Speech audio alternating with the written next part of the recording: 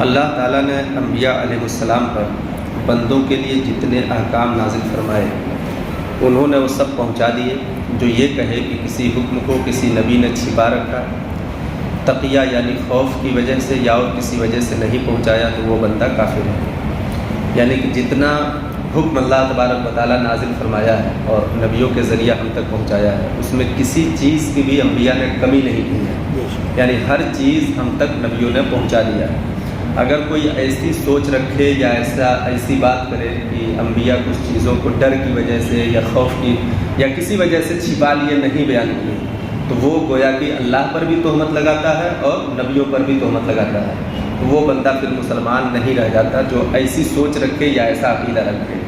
تو اللہ تبارک و تعالیٰ نے جتنے بھی احکام نبیوں کو دیے بغیر کمی بیشی کیے، جس طرح سے اللہ نے چاہا جس طرح سے بیان فرمایا اس طرح سے انبیاء نے بندوں تک پہنچایا۔ یہ عقیدہ ہمارا اور آپ کا ہونا چاہیے، اس عقیدے میں کوتاہی نہیں چاہیے۔ احکام تبلیغیہ میں انبیاء سے سہو اور نسیان محال ہے، یہ بھی عقیدہ ہونا چاہیے کہ کسی قسم کی سہو نہیں، یعنی بھولے بھی نہیں، ایسا نہیں کہ نہیں پہنچائے بلکہ جو حکم پہنچانا تھا اس میں بھولے بھی نہیں، کسی قسم کی نسیان نہیں ہوئی، بھول نہیں ہوئی۔ جیسے ہم سے نماز میں سہو ہو جاتا ہے، بھول جاتے ہیں تو سجدے سہو کرتے ہیں، تو اس طرح کا کوئی بھی سہو اور نسیان احکام کے پہنچانے میں انبیاء سے کبھی نہیں ہے۔ یہ بھی عقیدہ رکھنا ضروری ہے کہ اگر کسی کے دماغ میں اس طرح کا خیال آ جائے کہ وہ سہو ہو گئی ہوگی یا بھول ہو گئی ہوگی اس لیے نہیں پہنچائے تو یہ بھی عقیدہ خراب ہے اور کفر کے دہانے تک پہنچائے گا۔ تو عقیدہ یہ ہے کہ انبیاء سے سہو بھی نہیں اور نسیان بھی نہیں ہوئی بلکہ جتنا حکم تھا پورا پورا وہ پہنچائے۔ ان کے جسم کا پرس، جذام وغیرہ ایسے امراض سے جن سے تنفر ہوتا ہے پاک ہونا ضروری ہے۔ یہ عقیدہ بھی ہونا اہل سنت کو ضروری ہے۔ کیا کہ ان کو ایسی بیماریاں ہوتی ہی نہیں جن سے انسان نفرت کرتا ہے، جیسے کوڑ کی بیماری، سفید داغ کی بیماری یا پھر اس طرح کی کوئی بھی بڑی بیماری جس سے انسان نفرت کرتا ہے، دور بھاگتا ہے۔ اس طرح کی بیماریاں کسی بھی نبی کو، کسی بھی آدم علیہ السلام سے لے کر کے ہمارے نبی تک، اور یہ جتنی باتیں کر رہا ہوں نا یہ سارے نبیوں کے بارے میں کر رہا ہوں، یعنی سارے نبیوں کو ان ساری چیزوں کے کمالات اور محاسن جتنے بیان ہوئے یہ سارے نبیوں کو اللہ تعالیٰ نے دیا تھا۔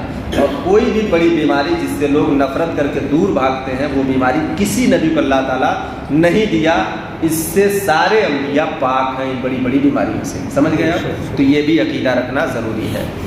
اللہ عز و جل نے انبیاء علیہ السلام کو اپنے غیوب پر اطلاع دی، یعنی اللہ تبارک و تعالیٰ نے انہیں غیب کی خبریں دی۔ یہ عقیدہ اہل سنت و جماعت کا ہے اور یہ مضبوط عقیدہ ہے۔ اللہ تبارک و تعالیٰ نے اس طرح سے غیب کی خبریں دیا کہ وہ ما کانا و ما یکون کی خبریں رکھتے تھے، یعنی کہ جو ہو چکا جو ہوگا اس کی بھی خبریں رکھتے تھے قیامت کے بعد۔ اب بتائیں آپ کہ نبی جب قیامت کی خبر دینے آیا ہے، جنت کی خبر دینے آیا ہے، دوزخ کی خبر دینے آیا ہے، اللہ کی خبر دینے آیا ہے، فرشتوں کی خبر دینے آیا ہے، نبی کہتے ہی اسے ہے نا، بتائے گا کون؟ انبیاء اسی لیے بھیجے گئے ہیں جو خبریں دے، تو جو احکام پہنچائے خبریں دے، اب وہ جانے گا نہیں تو خبر دے گا کیسے؟ جانے گا نہیں تو خبر دے گا کیسے؟ جو لوگ یہ کہتے ہیں معاذ اللہ کہ انبیاء کو علم غیب نہیں، وہ لوگ اسی لیے وہ اس غیب کا انکار کر کے وہ کافر ہو جاتے ہیں کہ وہ قرآن کی آیت کا انکار کرتے ہیں۔ قرآن کی آیت کا اللہ خود فرماتا ہے کہ ہم نبیوں کو غیب دیتے ہیں، اور نبی کا معنی ہی ہوتا ہے غیب کی خبر بتانے والا، جاننے والا۔ نبی کا معنی ہوتا ہے، ترجمہ اس کا ہوتا ہے غیب کی خبریں دینے والا۔ تو جو نبی ہوتا ہے وہ غیب کی خبریں رکھے گا نہیں تو نبی ہوگا کیسے؟ جنت کے بارے میں جانے گا نہیں تو بتائے گا کیسے؟ اور جنت آپ کے سامنے تو نہیں ہے، غیب ہے۔ جہنم آپ کے سامنے تو نہیں، غیب ہے۔ فرشتے تو آپ کے سامنے نہیں، غیب ہے۔ ساری چیزیں غیب ہیں، تو وہ جانے گا نہیں تو بتائے گا کیسے؟ اس لیے یہ عقیدہ رکھنا ضروری ہے کہ انبیاء کو اللہ تبارک و تعالیٰ نے غیب دیا ہے۔ ہاں کچھ مغالطہ لوگوں نے کیا ہے، کیا؟ علم غیب، عالم غیب اور عالم الغیب میں یہ تھوڑا سا فرق ہے لفظ کا، لیکن مفہوم کا زیادہ فرق ہے۔ عالم الغیب اسے بولا جاتا ہے جس کا علم غیب ذاتی ہو، خود کا ہو، اپنا ہو، یہ اللہ کی صفت ہے، یہ اللہ کی صفت ہے، اس کا اپنا ہے۔ اور عالم غیب اسے کہتے ہیں جسے کسی کے بتانے سے خبر ہوئی ہو۔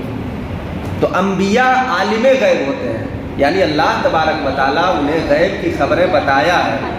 بات سمجھ گیا؟ اور عالم الغیب صرف اللہ ہوتا ہے کہ وہ اس کی صفت ہے، اس کی صفت ہے، وہی ذاتی غیب رکھنے والا ہے، اور اس کے بتانے سے انبیاء جانتے ہیں۔ تو یہ ذرا سا فرق ہے لفظ کا، تو اس کو مغالطہ دے کر کے، غلط فہمی میں ڈال کر کے وہابیوں نے نبیوں سے صاف علم غیب کا انکار کر دیا، صاف علم غیب کا انکار کر دیا، اور عوام کو دھوکے میں ڈال دیا کہ انبیاء کو معاذ اللہ پیٹھ پیچھے کی خبر نہیں۔ معاذ اللہ، صدبار معاذ اللہ، نبیوں کو اللہ تبارک و تعالیٰ علم غیب دیا ہے۔ ہاں، یہ جو لفظی فرق ہے وہ اس اعتبار سے ہے کہ ذاتی علم غیب جو ہے وہ صرف اللہ کو ہے، اور وہ اس کی صفت ہے، اس میں کسی کا شریک نہیں کوئی، وہ یکتا ہے اس معاملے میں کہ اس کا اپنا ہے۔ ہاں، نبیوں کو جو دیا ہے علم غیب، تو اس اعتبار سے، لفظی اعتبار سے انہیں عالم غیب کہا جاتا ہے۔ اس کے تعلق سے بہت سارے حوالے، بہت ساری حدیثیں موجود ہیں کہ ایک حدیث پاک ہے کہ اللہ کے نبی صلی اللہ علیہ وسلم ایک ہی مجلس میں ابتدا سے لے کے انتہا تک کی تمام خبروں کو دیا۔ بخاری شریف کی حدیث ہے۔ ایک میں ہے کہ اللہ کے نبی صلی اللہ علیہ وسلم نے تمام جنتیوں کے بارے میں بتایا، تمام دوزخیوں کے بارے میں بتایا، اور جو راوی حدیث ہے وہ کہتے ہیں کہ جتنے لوگ جتنی باتیں یاد کر پائے، جو بھول گئے، لیکن نبی نے ساری چیزوں کی خبر دیا۔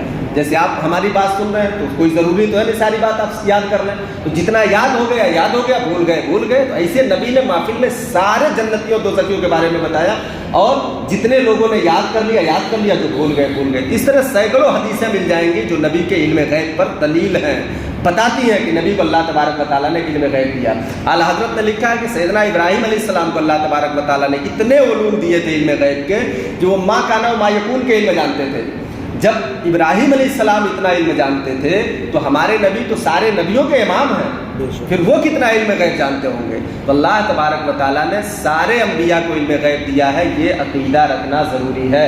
اگر آپ اس عقیدے میں کوتاہی کریں گے، یعنی علم غیب کا انکار کر دیں گے، تو جان لیجئے کہ جنت کا بھی انکار آپ نے کر دیا، کیونکہ وہ بھی علم غیب سے ملا ہے۔ دوزخ کا بھی آپ نے انکار کر دیا، وہ بھی آپ کو غیب کے ذریعہ ہی خبر ملی ہے، ورنہ دیکھا تو نہیں ہے نا آپ نے، تو پھر آپ نے دیکھا نہیں تو مانا کیسے؟ علم غیب ہے وہ، علم غیب کس نے دیا؟ نبی نے دیا ہے، نبی کے بتانے سے آپ جانتے ہیں۔ تو اس لیے علم غیب کا انکار نہیں کیا جا سکتا، انبیاء کو اللہ تبارک و تعالیٰ علم غیب دیا ہے، بس فرق وہی رکھنا ہے کہ اللہ تبارک و تعالیٰ عالم الغیب ہے، اور انبیاء جو ہوتے ہیں وہ عالم غیب ہے۔ لفظی فرق ہے، اور مانوی طور پہ زیادہ فرق ہے کہ ذاتی علم غیب کو صرف اللہ کے ساتھ آپ جوڑ سکتے ہیں، اور اللہ کا وہ خاصہ ہے، اللہ کی صفت ہے، اور عطائی علم غیب جو ہوتا ہے وہ انبیاء کو حاصل ہوتا ہے، اللہ تبارک و تعالیٰ کے دینے سے ہوتا ہے۔